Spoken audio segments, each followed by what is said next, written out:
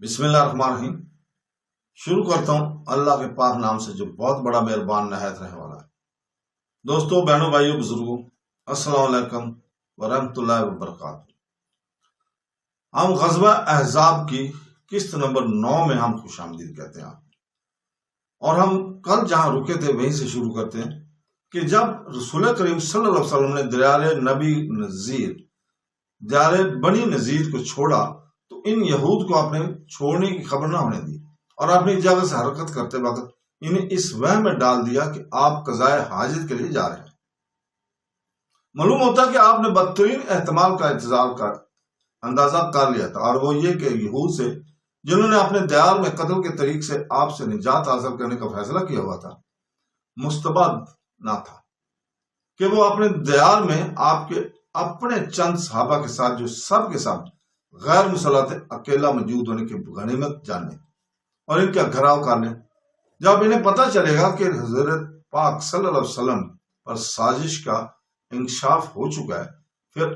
خبر اس کے کہ آپ مدینہ کی طرف صحیح سلامت واپس آنے کی قوت پائیں اور آپ کو قتل کرنے میں جلدی سے کام لیں۔ اس لیے جب آپ اپنی جگہ سے چلے جو دیوار کے سائے میں تھی تو آپ نے یہود کو اس وہم میں ڈال دیا کہ آپ ان کے دیار کو چھوڑنے کا عزم نہیں رکھتے، بلکہ آپ قضائے حاجت کے لیے جا رہے، اور یوں آپ نے ان یہودیوں کے موقع ضائع کر دیا جو آپ کے خاتمے کا بہت قیمتی موقع بن سکتا تھا۔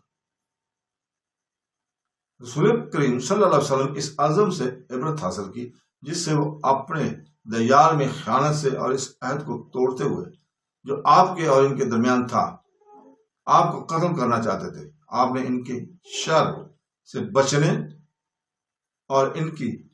نصیبی کاریوں اور سازشوں سے نجات حاصل کرنے کے لیے منطقہ یثرب سے ان کو جلا وطن کر دینے کا فیصلہ کیا۔ آپ نے انہیں مدینہ سے جلا وطن کر دینے کا انتباہ کیا، اور اس انتباہ کو حضرت محمد بن مسلمہ انصاری ان کے پاس لے کر گئے۔ آپ نے حضرت محمد بن مسلمہ کو بلا کر فرمایا،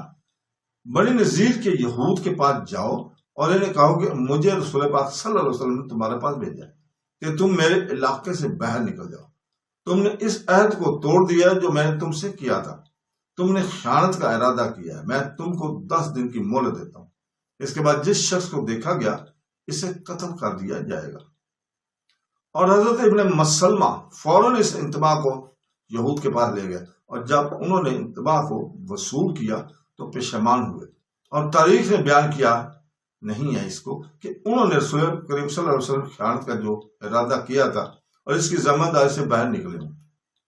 یہود اس سخت انتباہ کے سامنے کمزور پڑ گئے اور انہیں کوچ کے سوا کوئی چارہ نظر نہ آ رہا تھا، اور وہ اسی کے لیے تیار ہونے لگے، اور انہوں نے اپنے بار برادری کے اونٹوں کی طرف ان کی چراگاہوں میں پیغام بھیجا، اور شدید انتباہ کے دباؤ تلے جو انہیں سالار اعلیٰ حضور پاک صلی اللہ علیہ وسلم سے ملا تھا، انہوں نے مدینہ چھوڑنے کی تیاری کرتے ہوئے الشجع بے قبیلہ کے اونٹ کرائے پر لیے۔ لیکن مدینہ کے زمائے نفاق نے، جن کا سرغیل عبداللہ بن ابی تھا،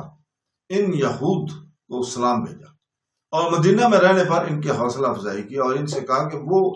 نبوی انتباہ کو مسترد کر دیں، اور اگر وہ قوت کے ساتھ انہیں جلا وطن کرنے پر اصرار کریں تو وہ مسلمانوں کے ساتھ جنگ کرنے پر تیار ہو جائیں۔ اور ان منافقین نے انہیں یقین دلایا کہ جب مسلمان ان سے جنگ کریں گے تو وہ ان کو فوجی مدد دیں گے۔ انہوں نے ان کو پیغام بھیجا، تم ثابت قدم رہو اور رکاوٹ کرو، ہم تمہیں بے یار و مددگار نہیں چھوڑیں گے، اور تم سے جنگ کی گئی تو ہم تمہارے ساتھ ہو کر جنگ کریں گے، اور اگر تم نکلے تو ہم تمہارے ساتھ نکلیں گے۔ اور رئیس المنافقین عبداللہ بن ابی نے ان کی طرف خفیہ آدمی بھیجا جس نے انہیں اس کے نام سے یقین دلایا کہ وہ آخر تک ان کے پیروں میں کھڑا رہے۔ اس نے کہا کہ تم اپنے گھروں سے نہ نکلنا اور اپنے قلعے میں قیام کرنا۔ میرے پاس میری قوم اور عربوں کے 2000 جوان ہیں جو تمہارے ساتھ تمہارے قلعوں میں داخل ہوں گے اور سب کے ساتھ مریں گے، اور قریظہ اور تمہارے غطفانی حلیف تم کو مدد دیں گے۔ ان تعریفات اور تاکیدات کے نتیجے میں جو یہود کو حاصل ہوئے وہ دلیر ہو گئے اور انہوں نے ثبات اور مقاومت کا فیصلہ کر لیا، خصوصاً جب ان کے بھائی بنی قریظہ ان کے ساتھ مل گئے، انہوں نے ان کے ساتھ مسلمانوں کے خلاف اعلان جنگ کر دیا۔ پھر انہوں نے حضرت نبی کریم صلی اللہ علیہ وسلم کو اطلاع دینے کے لیے آدمی بھیجا کہ وہ آپ کے انتباہ کو مسترد کرتے ہیں۔ انہوں نے کہا ہم اپنے دیار سے نہیں نکلیں گے،